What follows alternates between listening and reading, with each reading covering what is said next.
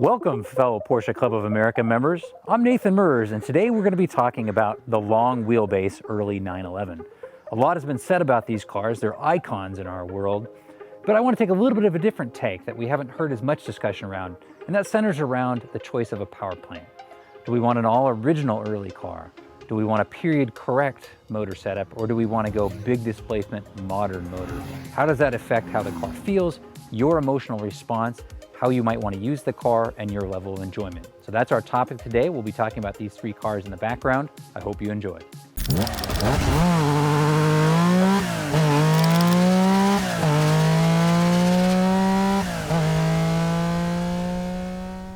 This video is made possible with help from Leland West, pleasure use insurance for Porsches, endorsed by PCA since 1992. So again, our topic today, we're going to be talking about how choice of a power plant is going to affect how this early 911 will feel. So with that in mind, we're going to actually start with an all-original car. This car here is a 1970 911s in a spectacular color, Conda green, probably one of the most iconic colors you can get this car in.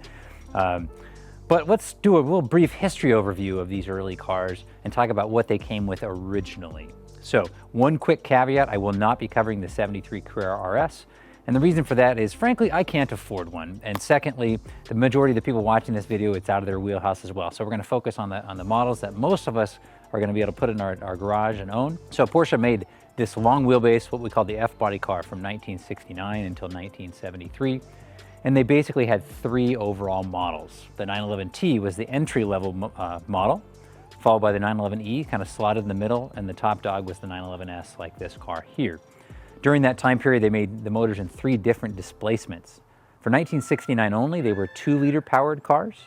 1970 and 71, like these cars, 2.2-liter cars. And then 1972 and 1973, 2.4-liter cars. Lots of differences over the year in terms of cams, compression ratio, head design, that sort of stuff, but the same basic architecture across all the cars. So let's start in 1969, all 2-liter cars. The T was the only one that was carbureted, and the E and the S models had mechanical fuel injection, which was new for 1969. The E and S continued with mechanical fuel injection all the way through the end of production in 1973. The T model used carburetors all the way through the end of 1971 model year. Transition in the US was different overseas, rest of world markets, but here in the US, they got mechanical fuel injection in 1972 and for early 1973. And for the last half of 1973, one of my favorite models, they introduced the CIS fuel injection that was commonly found in the 1974 through 1983 model cars. So that's a basic overview. They jumped in 1970 to 2.2 liters of displacement. And then again, the displacement jumped in 1972 to 2.4 liters. My personal preference is the 2.2-liter cars. They're kind of that sweet spot of, they're very revvy, they've got the highest red line, they just feel like they've got a super light flywheel, very rapid throttle response, particularly the MFI cars. So to me, I really, really enjoy these 2.2-liter cars. So in terms of this car, 1970, what you would have had for horsepower, the T model would have had 125 horsepower, the E model 160, and the top drawer S model 180. Now those three models feel distinctly different.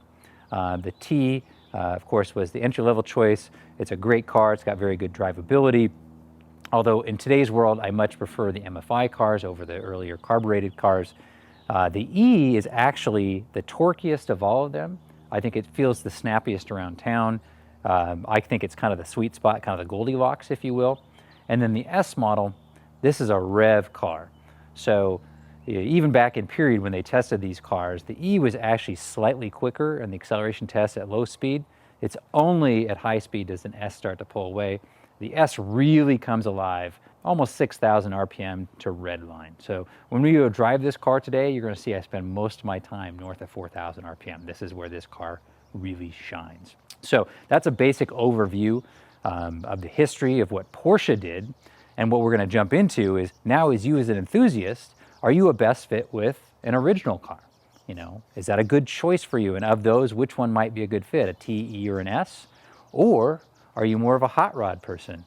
And with a hot rod, where do you go? What are our choices? So we're going to talk about some of these other cars in the background here and where they might fit into the mix. Now I'm really excited. We get to talk about the business end of this early 911. As you watched my last video, we talked about the Boxster Spyder, also one of my favorite cars. But on modern Porsche, we don't even get to see the power plant. The beautiful thing about early 911 is everything is visible. It's on display, almost like mechanical artwork. So, as we called in our earlier introduction, this is a 2.2-liter 911s, 1970, 180 horsepower car. But we're going to talk a little bit about these early cars if you have an original car, which is representative of an original car. You know, pros and cons of a T, E, or S. So let's start with the carbureted 2.2-liter T cars. Great cars. Pros and cons of those. They're going to be the lowest entry-level price point for an early 911.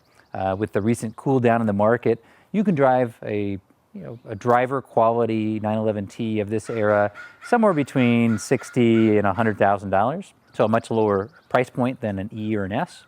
Carburetors are fairly well understood by a lot of people in terms of working on them. They make great noises under full throttle. They have an induction roar that's really enjoyable. So that's good. Drawbacks to those cars, well, from a sex appeal standpoint, a lot of us Porsche people really like the mechanically injected cars. The T cars are much more common than an E or an S, so you don't have bragging rights at an event. That doesn't really matter because I really care about what it drives like. And then the other thing is the carbureted cars are very sensitive to fuel quality, which unfortunately in today's world really means ethanol.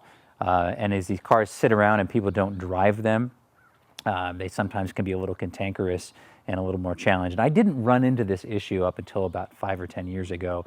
And so I know on some of my early 911s, they're kind of a thorn in my side if I let them sit. So if you have a carbureted car, keep fresh gas in it, buy from a high turnover station, try to find ethanol free if it's at all possible, and then drive the car. They do better when you drive them all the time. So that's the T. The E, again, we talked about, I call it the Goldilocks car. The T has a little bit more of a mild cam than an S, but shares the mechanical fuel injection. So real world driving, it feels torquier. It's got a fatter torque curve below 6,000 RPM. About equally as rare as an S, but because it's not the top drawer car, it sells for more than a T, but significantly lower than an S. So again, that's one of the reasons I call that a Goldilocks car. So to give you an idea, in today's market, you can get a decent quality driver E car, 85 to 125. Now again, these are not the best example in the world, but they're a good, honest car you could go out and drive and enjoy, and that's what we should be doing with these cars. In terms of pricing, again, the cool thing is the market has cooled a little bit, and there's a lot more variability and quality on S's, but about the bottom of the market in today's world, 130, 135, up to maybe 2.25. Again, these are drivers. These are not cars that are winning best in class at Porsche Parade, but they're cars to take out on a day like today and enjoy. And that's what I really, really want to put across to you is we're going to be talking about driving and enjoying these cars as they were intended. Well, now that we've touched on the all-original 911s, of course, the one thing I love about these cars is we have such a culture for the hot rod, right? Modifying these cars to make them more maybe how we would use or enjoy them. So let's talk a little bit about which one might be a good fit for you. This is not a one-size-fits-all. That's the beautiful thing about this hobby, is I really want people to understand how is it that they envision using the car, what brings them joy, what sort of personality traits do they want to evoke, and then based on that, you can make a choice that fits best. So for example, if you're a person who really enjoys showing a car, having an all-original car, or being most concerned about holding its long-term value, I would argue an all-original car is probably a really, really good choice. If you're a kind of person that wants to take the car to the track, autocross the car, do spirited back road driving, I would argue maybe a hot rod might be a better choice.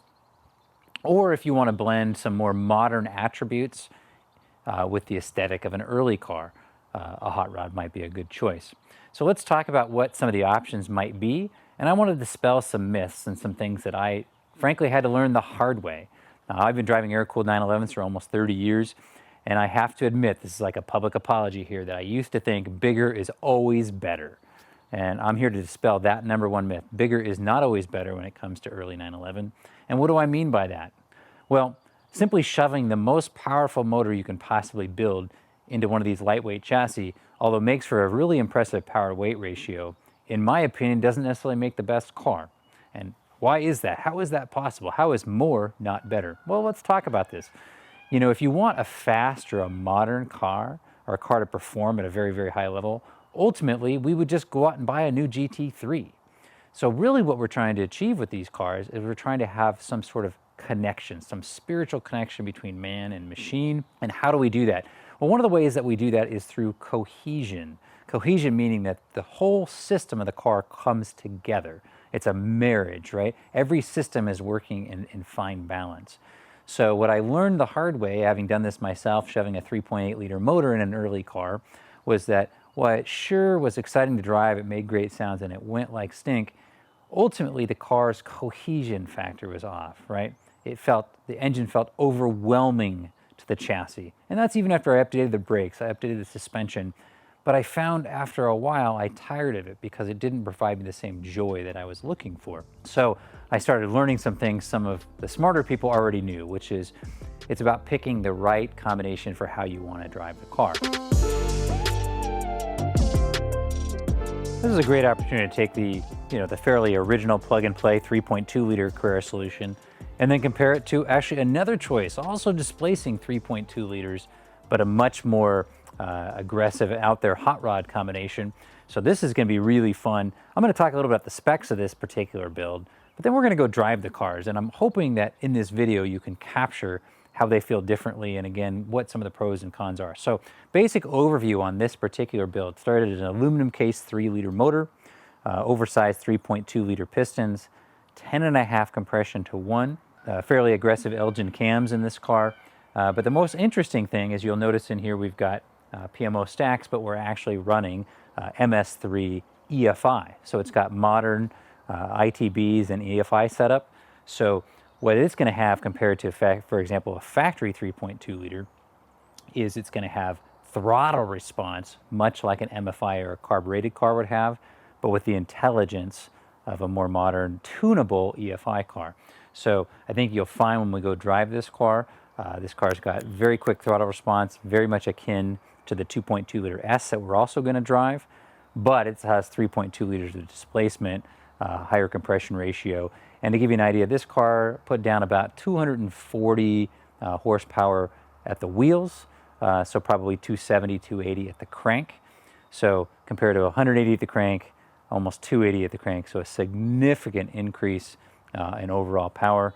And again, somewhere around 240 horsepower at the crank for this slightly modified 3.2 liter car. So very distinctly different personalities.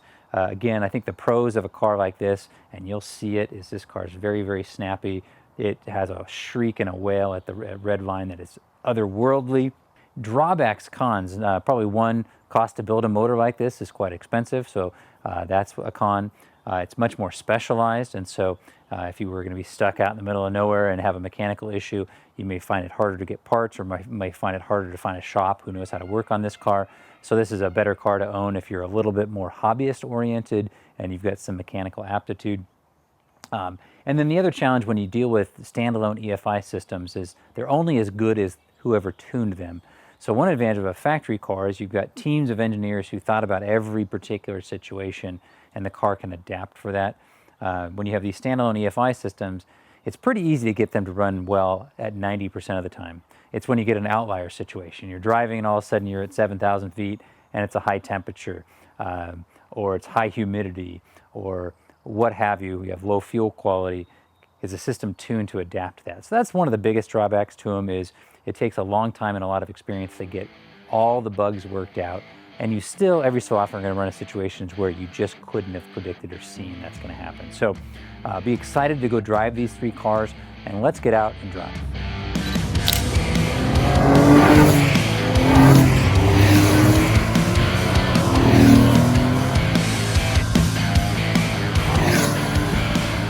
Well, great. So we're going to, first drive is going to be this 1970 911s, and I figured we'd start here because of the 3 cars we're going to be driving today. It's the only all-original car we have, and so we're going to talk about the basic personality and feel of an original car. A couple things. This is not engine related, but something worth noting. The 69 to 71 cars use the 901 gearbox, which is the early 911 gearbox. which I kind of like. It has a dogleg first gear, so first gear starts down low and to the left, coming forward for second gear. I just like the feel of the dogleg gearbox myself. The later cars went to the 915 starting in 1972. It is somewhat related, however. On the early gearbox cars, you do have to be a little bit careful in terms of absolute power. I think around 225 horsepower is about the limit that you want to run through a 901. You certainly can run more, but you want to be really careful, particularly in first gear on those cars. So, for example, when I drive my 1970 next, it's been converted to a 915 with some updates to strengthen the transmission. So, but like I mentioned in our overview, these are 2.2 liter cars. These are my favorite of all the original early cars. I find them to be the reviest of all of them. The 2.4 liter cars have a little bit more torque, but a lower red line, and just don't quite seem to have the same top end pull that the 2.2 liter cars have. So that's, to me, kind of the sweet spot of these 70 and 71 cars. Hopefully here we'll get a chance to rev this car up and get some sensation of how it feels under load. And again, if we compare this car to a 911T, 911T, they're fairly flat above about 5,500. The cams Porsche put in them are pretty mild. And then, for example, compared to a 911E, a 911E is going to feel a little stronger in this rev range, in the 3,000 rev range. And they sort of cross paths at about $5,000. So, at about $5,000 is really where this car starts to come alive. And so when you get this thing moving towards red line, so for example, when you jump on it here,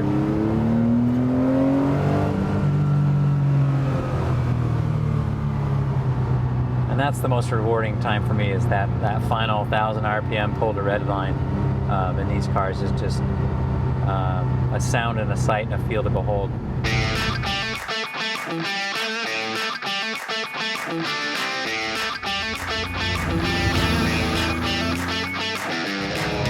Okay, so now we've hopped in this 1973 911. Now this is the biggest hot rod of our group, so this one's going to have a very distinctly different flavor and feel than the 1970 911S or the 70 with the 3.2 Motronic. Again, this car, 3-liter SC case, 3.2 liter pistons, 10.5 to 1 compression with MS3 standalone EFI. So this car's got throttle response like that car with about 50% more power. So you're going to feel the difference. Hopefully you can feel it through the camera, but certainly we as the driver can. But the thing I like about this power plant is it still feels in character with the car because of how it's built, sort of a period feeling hot rod. Like the other 911, it's still a rev car, but definitely a fatter torque curve down at the bottom. But I do love the way those PMO ITB stacks sound on this car. It has an induction roar that is just out of this world.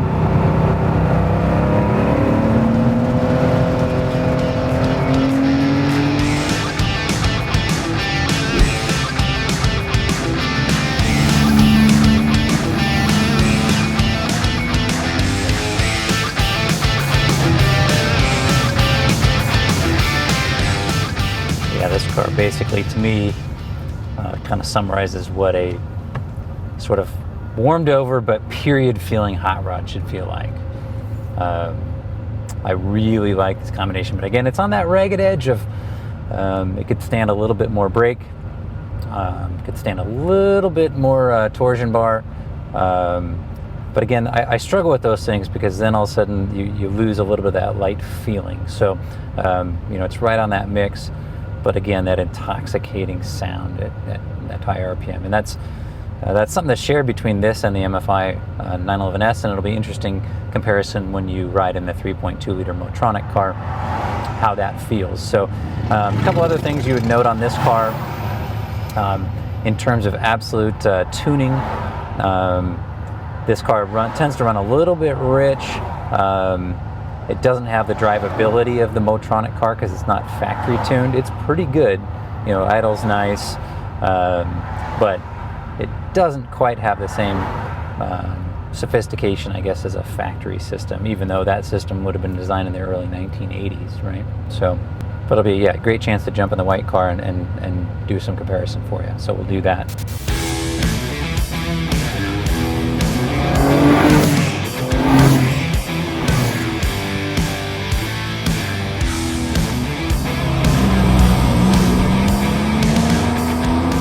So now we're going to jump in this 70 with a 3.2 liter motor. And the thing you'll notice about this car, very different character than either the MFI 911s or the Hot Rod 73. And the big difference is this car is smooth, it's effortless, it's lazy fast. I mean, it's not hard to drive. It'll drive at any rev. So from a day use perspective, fuel economy, drivability, reliability, this is absolutely the clear winner in my book. But in terms of, you know, sexy power delivery, no. But if you're the kind of person who's not going to spend your life at high revs, or as a touring car, there's some real advantages. So, you know, just the real difference in terms of how it delivers power. So, just a very smooth,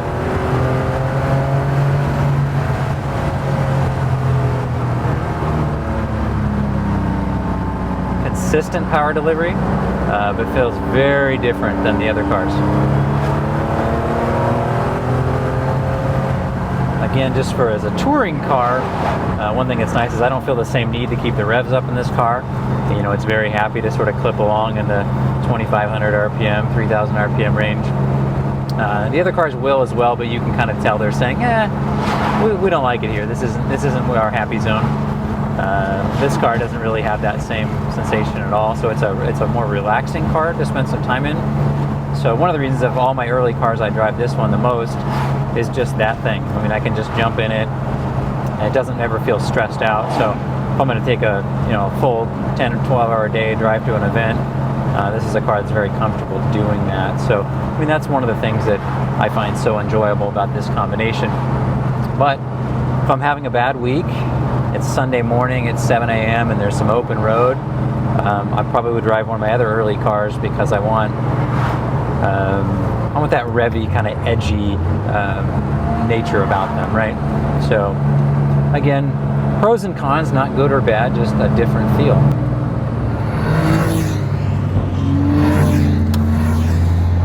You know, looking at all these three cars and saying, which one's the best? There isn't an answer, right? Again, I would encourage anyone watching to identify how do you want to use the car, what's your personality, what things excite you, and kind of go from there. So if you want an original factory hot rod, well, an early 911E or 911S, I think you just simply can't go wrong. They have a great feel to them. They're edgy and light.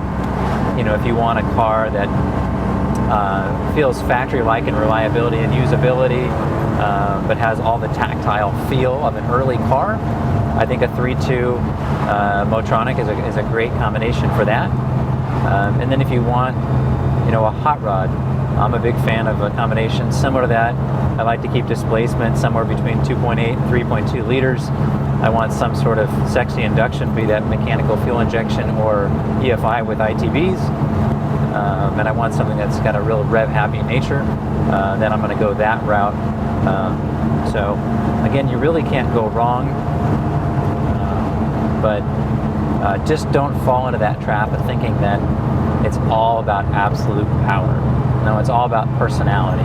How does the car feel? And you can change so much of how the car feels by which power plant and tuning choices you can put into it. So, and if you're lucky enough, have multiple, and then you can pick different personalities depending on what you want to do. So again, this is sort of my grab and go early 911, but if driven in anger and I just want a quick 20 or 30 minute drive, this isn't my first choice. I have another one that I'm going to pick. So yeah, hopefully that helps you guys decide which early 911 is the right one for you.